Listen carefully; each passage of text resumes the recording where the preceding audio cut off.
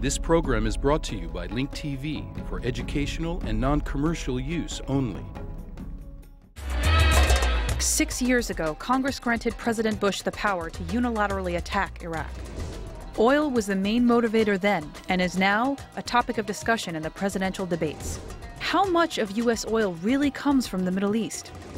And is Arab oil bad oil? Answers to these questions and more on Link TV's Mosaic Intelligence Report. 6 years ago on this date, the House and Senate voted overwhelmingly to grant President Bush the power to attack Iraq unilaterally, remove Saddam Hussein from power, and abolish that country's nuclear, chemical, and biological weaponry. I was interviewed by a reporter from the San Francisco Chronicle to explain what the Arab world thought about Bush's motives to invade Iraq, and I explained that they thought that the president was driven by oil. The invasion of Iraq proceeded, the weapons of mass destruction's claim was debunked, and the rest is history. Now, during this US presidential campaign, the subject of Arab oil keeps popping up. We have to stop sending $700 billion a year to countries that don't like us very much, Republican candidate John McCain keeps on repeating. Democratic candidate Barack Obama has also jumped on the bandwagon, declaring at a Wisconsin rally that a push for alternative energy will stop us from sending $700 billion a year to tyrants and dictators for their oil. First of all, this number is exaggerated. According to the Federal Energy Information Administration, in 2007, the U.S. imported nearly 4.9 billion barrels of oil and refined products, 16% of it from the Persian Gulf and 10% from Venezuela, countries that don't like us very much, according to John McCain.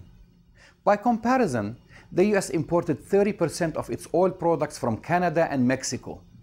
According to the Foreign Trade Division of the Census Bureau, the United States' entire oil imports in the first 7 months of this year totaled $284 billion from January through July.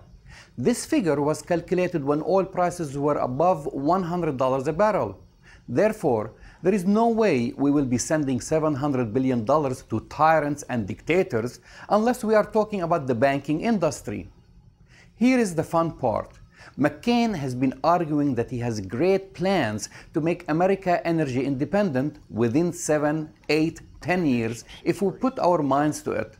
But on Wednesday night, during his last debate with Senator Obama, he said, I believe we can, for all intents and purposes, eliminate our dependence on Middle Eastern oil and Venezuelan oil. Canadian oil is fine. Let me get that straight. How will importing oil from Canada reduce the United States' addiction to oil? I'm not much of an energy expert to argue how fast we can wean ourselves from fossil fuel by following the McCain plan of drilling in Alaska and building nuclear plants, which take 10 years to become operational.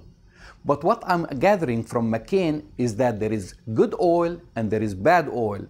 Arab oil is bad. One last thing.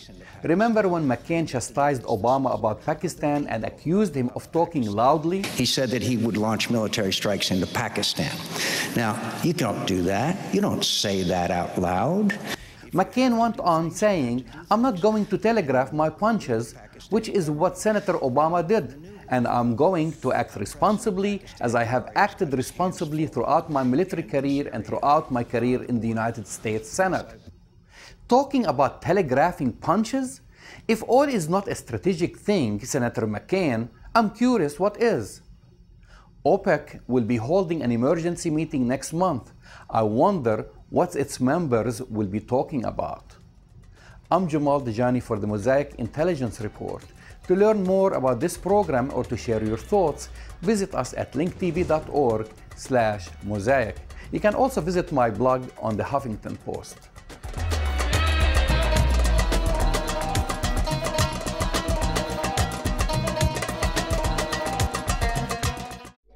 This program was brought to you by Link TV for educational and non-commercial use only.